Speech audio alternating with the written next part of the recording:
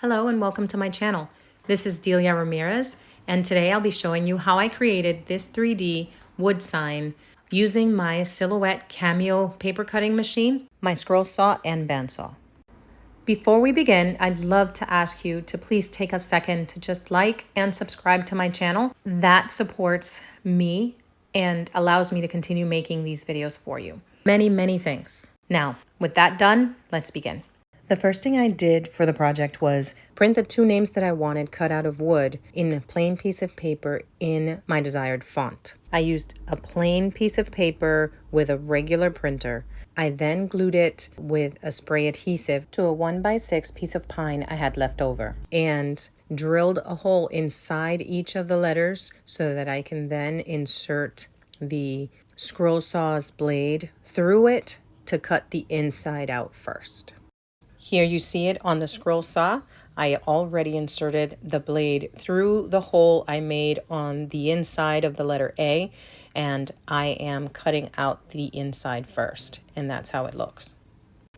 I then went over to the bandsaw to separate the name Albin from the letter and, just so that it wouldn't be too long to fit through the 16-inch throat depth that the scroll saw has.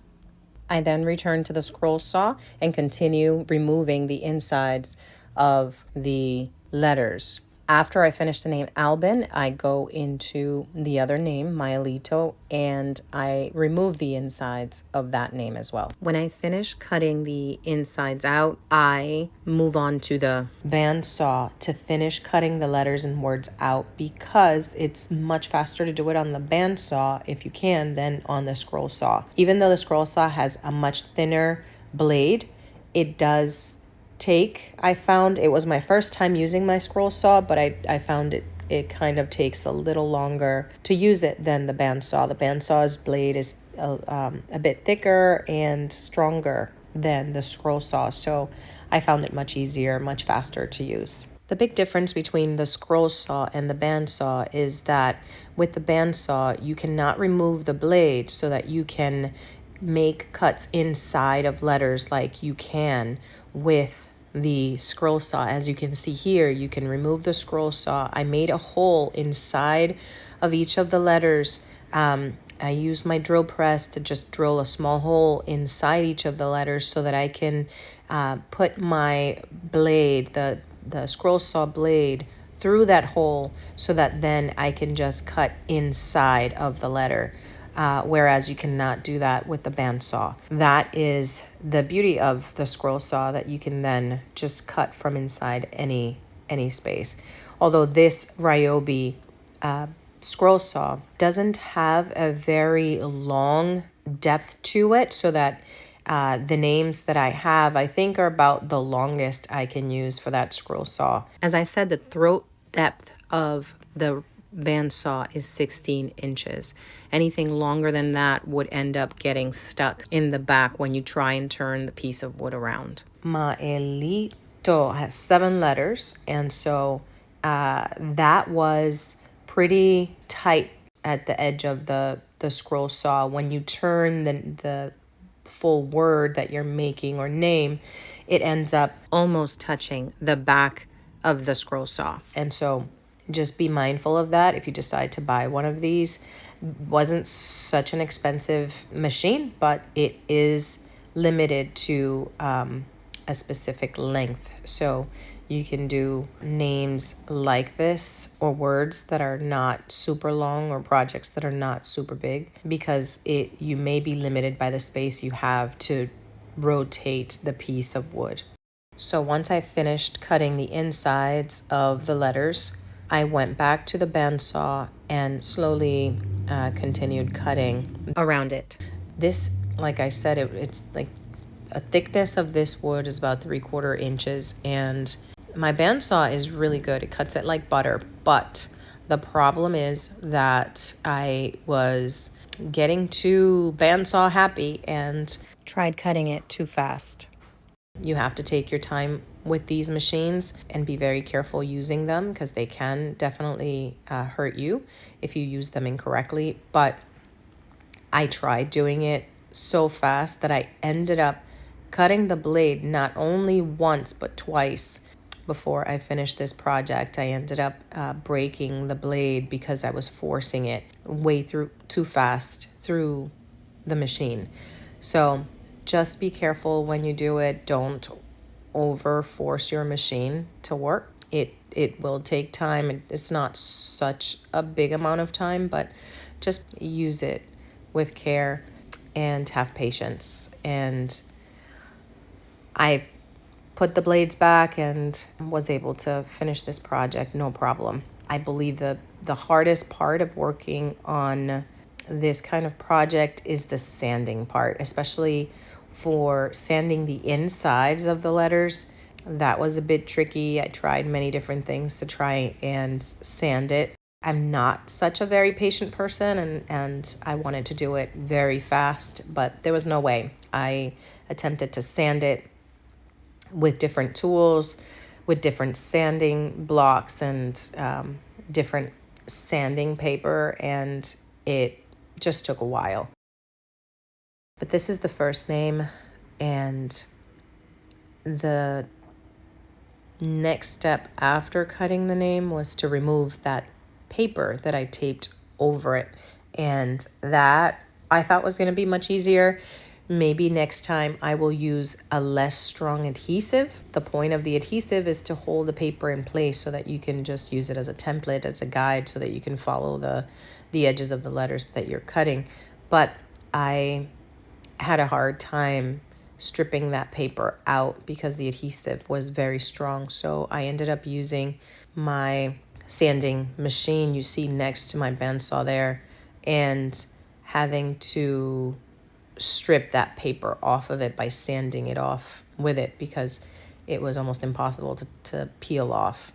I'm not sure if others use a different method. I'm sure people do use other methods. This was my first time attempting this type of project, and so that was how I worked on it and handled that issue. But I'm sure there may be other ways of removing it much easier than I did. If you have any tips on that, I'd be more than happy to hear it. So let me know if you've done this before and have some tips and tricks you'd like to share with me. I would like to do this project again, but I would love to avoid the inconveniences of the stripping of the paper and the difficulty in the sanding. There it is. That's the name Albin. And the next step was going to the sander, my Ryobi sander, and I started sanding the sides, and I started trying to peel off, like I said, the paper. And when that didn't work, I used the sander as well to try and sand it off.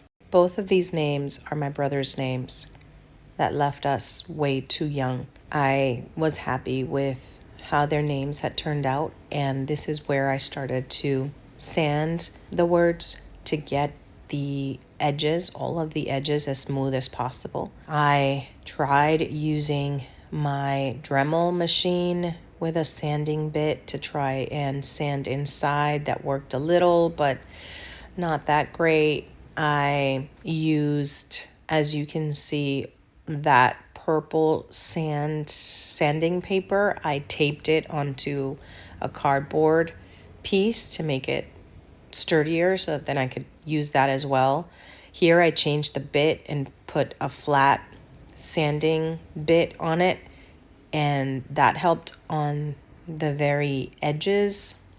But I don't know. Let me know what you guys have done, if you've done it before, and if you found other ways of finishing these. I know that for those people who use CNC machines and other laser cutting machines, you may not experience this issue. I'm not sure if with those machines you end up still having to sand inside of the letters. Maybe that's why I see so many that do have those more expensive machines not take such a long time working on signs that have been cut out of wood, because it took me a very long time to get that sanded It took me a few days working a few hours on it each day, and it was time consuming and frustrating.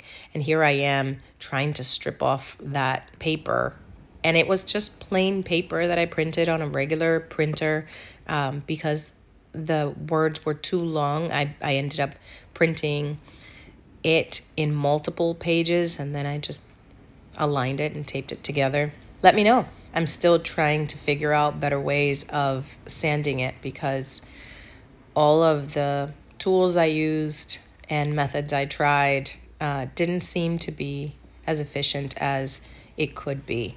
I even used my drill press with a sanding bit, and that helped too, but it wasn't easy to get inside of the letters and into different crevices of the name. So let me know if you have any thoughts on what could be more efficient. And here I am back at my sander trying to remove the paper. And so I barely was able to strip off any of the paper on it, but I ended up sanding it off with the sander. That at least did the trick for the top. Just be very careful when you are sanding, when you are using a machine or anything on these letters, especially on the thinner parts of the letters, so that the letters don't break on you. The wood is very fragile when it's that thin, and so it's easy for the letters to just break apart if you're not careful enough. And I tell you from experience because I was a bit rough sanding the letter Y, and it ended up breaking apart on me. The bottom part of the Y broke apart, but luckily I was able to save it. I was able to glue it back together, clamp it into place, and left it overnight. And the next day it was fine to sand over. And when I painted it, it worked. It wasn't noticeable that it had broken apart. But just from experience, be careful when you're sanding, be careful when you're using any tools trying to sand your piece because it can easily break apart. Like this name here, the ligatures, the lines connecting each letter, that's very thin, and that can easily break if you bend it too hard, if you push it too hard. So careful there. This spray here is the spray I used to tape the paper on top of the wood that was then really hard to peel off. But I used it here to tape together the sanding paper into that file so that it would just stay in place and it would be easier for me to use it to sand in between the letters. Then I needed something round that I could use to sand inside of the letters that had curves. And so I used a spray again and found something round. It wasn't a pen or a pencil, but you could use a dowel, anything you have that is round and long. And I taped the sanding paper around it so that I could sand in between the letters. And here you see me cutting a piece of the sanding blocks that I had them in two different grits or grade. I had them in 220 and 180, I believe, because the inside was too thin for that thick block. I cut off a piece of it to sand in between. So here I had finished sanding. I'm cleaning up. I am taking as much as I can, as much of the sawdust as I can off of the letters, and I then spray them with alcohol and wiped off as much of the sawdust as I could to prepare for painting.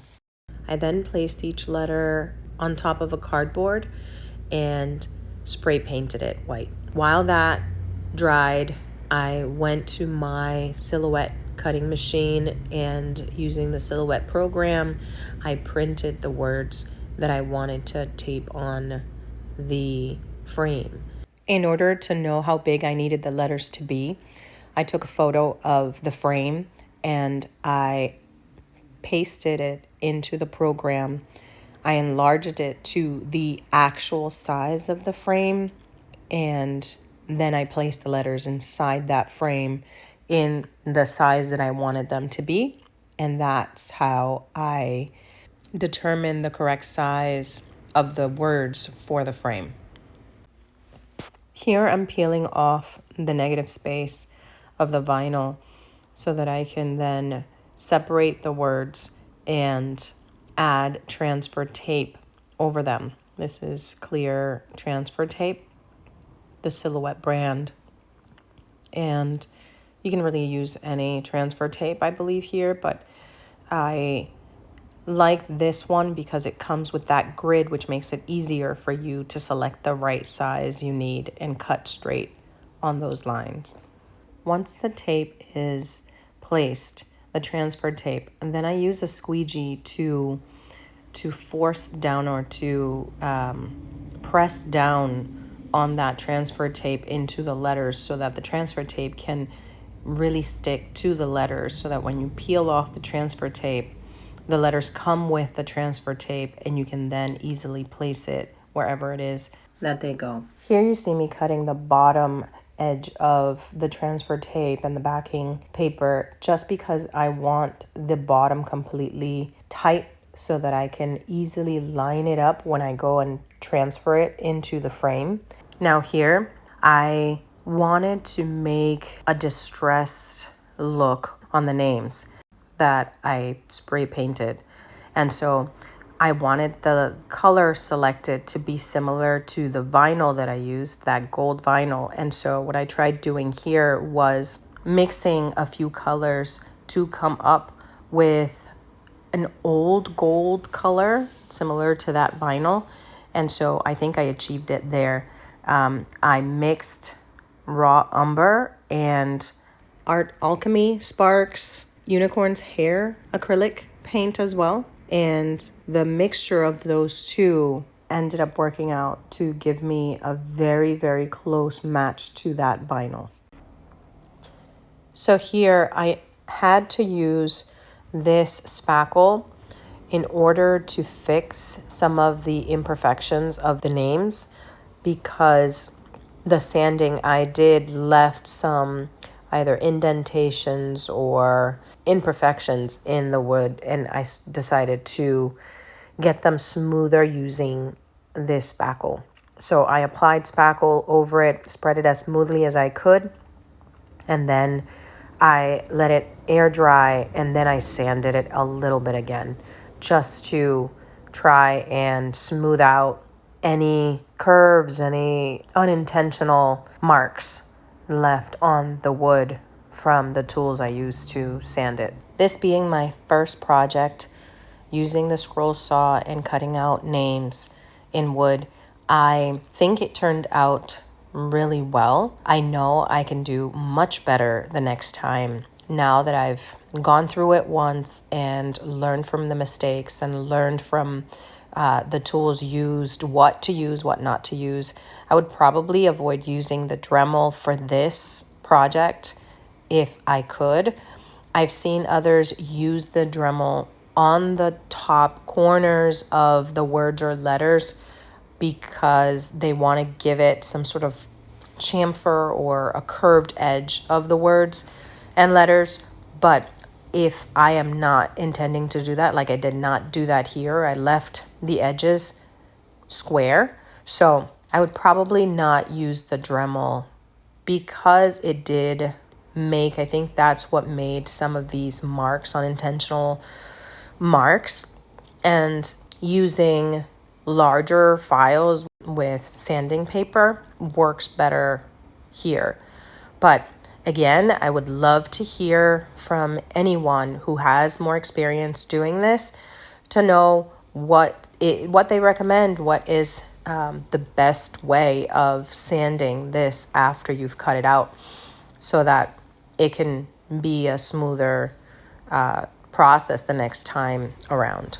Okay, so now that the letters were dried and sanded again, I did not want to spray them again with the spray paint because it left a very shine gloss on it, and I did not want that look for this. I wanted it matte, so I used a ceiling paint that I had left over from painting my ceiling, and I used the brayer and a brush and my fingers to spread the paint over the letters, and that coated it completely with this matte paint, bright white matte paint, and allowed me then to go on to the next step, which is to add the distressing. Okay, so once painted, I cleaned my work surface.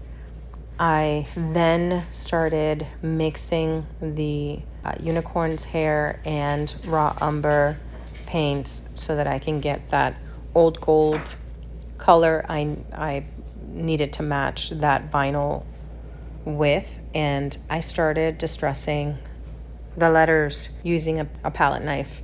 And so there you see the letters. I do it to every single one around the edges, and shortly I'll show you the result. There it is. And FYI, I purchased the frame as is with that grain looking background, and I just taped the wood over it as well as the pre-cut words.